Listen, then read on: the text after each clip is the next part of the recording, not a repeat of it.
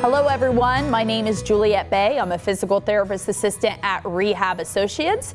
Rehab Associates has a clinic here in the Newark area. We also have one in Dresden and soon to be one in the Zanesville location. So just want you to know, Rehab Associates is there for all of your post-surgery needs. If you're having balance issues, if you're recovering from surgery, trying to avoid surgery, if you just feel like you need just general conditioning, if you feel like you've become weak, if you're having rotator cuff repair, shoulder pain, shoulder replacements, knee replacements, hip replacements, basically an array of issues, vestibular, women's health, we treat all of that. So just know Rehab Associates, we have a great medical team and we're always here for your physical therapy needs. So feel free to reach out to our clinic if you're in need for that. Today I am here with the Licking County Aging Program to discuss mindfulness, being mindful and safe with your body, thinking about the things that you do every day for an overall wellness and prevention of injury. So the first thing that I think it's important for us to talk about, specifically in the aging population, but all of us, to be honest with you, is transfers, different ways to transfer. And it fits right in there of being mindful, because many times we just stand up from a chair and we don't think anything of it. Perhaps we become dizzy. Maybe we just have overall balance issues. Maybe we have weakness of the hip, knee, and core musculature. Or maybe we have some vestibular issues that lead us to a potential fall. So I really want you to avoid that. And also another thing that we might do with mobility is just sitting up out of bed, just laying down in bed and sitting up out of bed. It may seem minute, but definitely with my patients at the clinic that are dealing with low back pain, it's something that we definitely address, and it can make a significant difference when people are more mindful of that. So I think transfers fits into this category of being mindful so that it protects your overall musculoskeletal system and prevention of injury.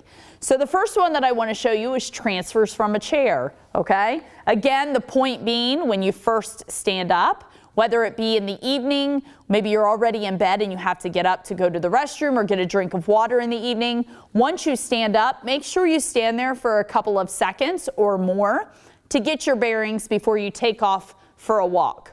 Okay, that is definitely something. Once you stand up, if you become dizzy or you're unbalanced, it can lead to a fall that injures you. Also, just proper body mechanics when you are standing or rising from a chair. So I'm going to show you that.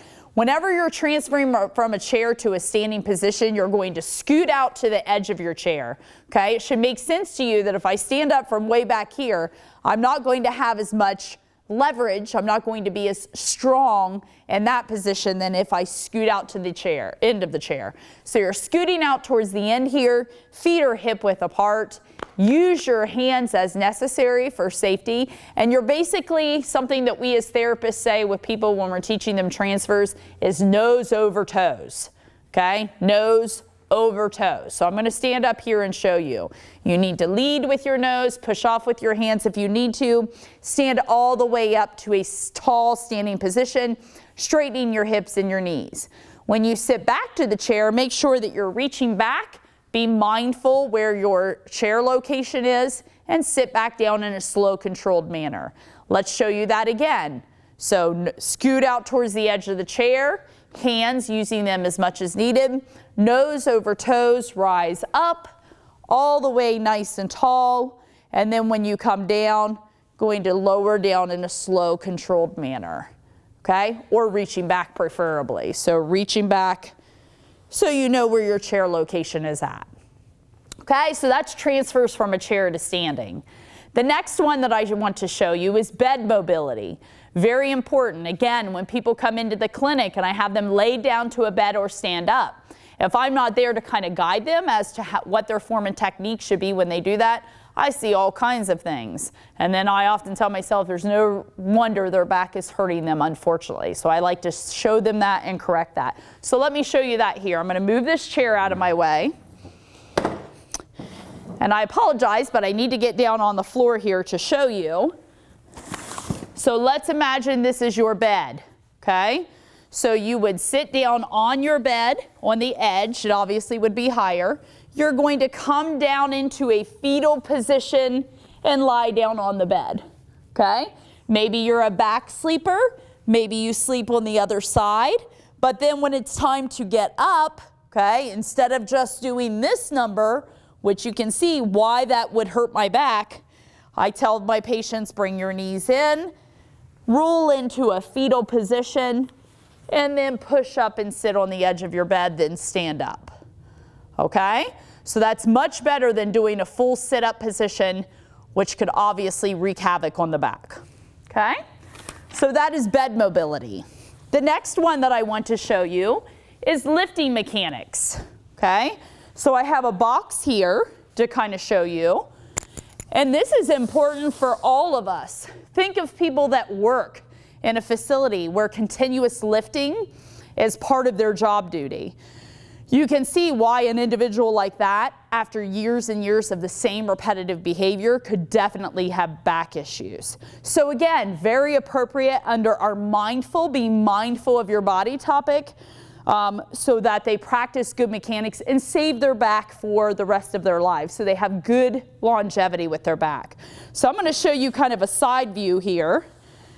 You have probably heard the term you want to lift with your legs rather than your back, and that's extremely accurate, okay?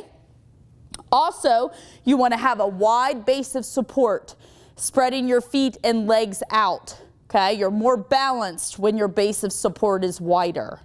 Also, your belly button region is your center of gravity. When you're lifting, you want to keep objects close to that rather than out here, okay? Having objects out here, lifting weighted objects, and not having good stability next to your core can definitely cause low back issues and low back pain, and even worse, significant injury. So my feet are hip width apart, okay, keeping my head up nice and tall. I'm going to reach down, bending at my legs, hold the object close to my belly button, and stand all the way up. Maybe I have to carry it. I'm doing a simulated walk here. Okay, I want to keep the object close to my belly button, and when it's time to put it down, spread my feet hip width apart, keep it close to my body, and go into a squat position when I lower it down. Okay, so doing the work with the powerful muscles of my leg and saving perhaps my not so strong muscles of my core, okay? Although I will say, strengthening your core is a huge component of having overall good postural awareness and overall safety for your back. And we have talked about that in past filmings. So let me show you that again. I need to lift this box. I put my feet hip width apart, increasing my base of support, lift, squat with my legs, keep it close to my belly. Okay, maybe I have to walk it a certain distance. It's time to put it down again. Feet hip width apart, lower it down with my legs. Okay? So that's important. That's being mindful of your body mechanics. I'm just going to push this out of my way. Bring my seat back here. So again, if you're finding that you have a difficult time knowing how to appropriately do those activities, or you still have chronic pain when doing them, perhaps you need to seek a facility such as ours, a physical therapy facility, us at Rehab Associates, and we can help you do that in a safe and more appropriate manner. Okay, so we've addressed body mechanics with sit-to-stand transfers, bed mobility, and lifting mechanics. All important to be mindful of your overall lifting and transferring mobility. The next component we're going to talk about as far as being mindful of your body and overall wellness is eat a well-balanced, healthy diet. Okay? Sometimes I feel like we as a population can be pretty irresponsible as to what we fuel our bodies with. Okay? It's not rocket science. We know as far as what we should be eating. We know roughly how much we should be eating. Yet it's easy to get irresponsible in this area and really indulge in things that taste good. So what can you do as far as your overall well-balanced, healthy diet? Eat plenty of fruits and vegetables, complex protein or complex carbohydrates, lean proteins, low-fat dairy, consume plenty of water, and try to avoid sugary foods and beverages. Okay, so most of us know what constitutes this area, But if not, you certainly can get with a nutritionist and find out what your healthy diet should consist of and how much of that you should eat. Obviously, there's general guidelines, but there's different things to take into consideration. You know, are you a diabetic, or do you have other ailments where you need to have more specificity in your diet? But eating a well-balanced, healthy diet definitely should be something on your list as far as getting your body healthy and being mindful of that. And also, you'll just notice that all your other systems kind of fall into place, and they just function so much better when you're fueling your body appropriately. Our next one, stay active and engage in regular exercise that involves the large muscle groups. Okay, this is a hard one, and with COVID having been swept upon us in 2020, it's been difficult for people to get out and engage in their regular activities. You know, things are closed, activities have been minimized. We're now cresting into winter and change of weather, which makes it difficult. But you need to find a way that you can exercise regularly, as that just helps your body fight illnesses, fight disease, fight cancer, burn calories, fight obesity, help you rest better, and so forth. So regular exercise is a great way to be mindful of your body and your overall well-being. So what should your exercise, consist of? We certainly like cardiovascular or cardiorespiratory exercise. These are modes of activity that increase your heart rate and your breathing rate for sustained periods of time. Okay, benefit is it burns calories, burns fat, it increases your cardiorespiratory fitness, it lowers your resting heart rate, makes your heart a more efficient muscle, it lowers your blood pressure, helps you rest better. I might have already said that. So cardiorespiratory exercise is very beneficial. You should be doing that about 20 to 60 minutes, 3 to 5 days per week. So you certainly can do that in chunks. If you tend to be at a lower fitness level and you haven't engaged in any regular exercise, I would highly recommend that you do 10 minutes in the morning, maybe 10 minutes in the PM to start with, or maybe 15 minutes and 15 minutes, or maybe 10-minute chunks 3 times a day. Maybe you have a recumbent bike or a stationary bike in your house. Maybe you just walk around your neighborhood. Maybe you're able to walk laps within your house. Make sure whatever exercise it is that you do, that it's safe for you. Also, make sure that your physician knows that you're engaging in an exercise program. You certainly want to be communicating with that with your doctor in case you have blood pressure issues, cholesterol issues, other ailments that might be affected by exercise. Exercise is super beneficial, but your doctor needs to know what you're engaging in. So 20 to 60 minutes of cardiorespiratory exercise, anywhere from 3 to 5 days per week. And then also resistance training or weight-bearing activities, such as calisthenics, doing body weight exercises, doing actual resistance weight lifting type exercises or sculpting exercises. Again, find ones that are very beneficial for what your objective is. There are classes that offer this. There's things that you can do online. That could be a class that perhaps I offer to you to show you some variations. In the future we could do that. But the purpose of these, or the objective with these, is to also increases lean body mass while decreasing fat mass. It increases bone density, increases your overall metabolism, but engaging in weight-bearing, weight-resistive exercises is very beneficial at reducing your risk of osteopenia, which is the precursor to osteoporosis or even osteoporosis. So resistance training is a good thing to do. Maybe anywhere from 15 to 30 minutes, 2 to 3 days a week of that would be good. Just make sure that you're doing it in a supervised manner. You don't want to start an exercise program if you don't know what you're doing. And I do want to let you know that is a service that we offer at Rehab Associates. I am not only a physical therapist assistant, I am also an exercise physiologist and a certified personal trainer. So if you're looking for a non-intimidating environment to start your exercise program and to have good direction and guidance with that, you can contact our facility, and that's something I can help you with. You can use our very non-intimidating facility to engage in your exercise needs. It's a great environment, especially, now that winter is hitting, it would be hard to do these activities in the outdoor atmosphere. Also, improving your flexibility. Flexibility is crucial. The tighter muscles are around a joint, the more susceptible that joint is to injury.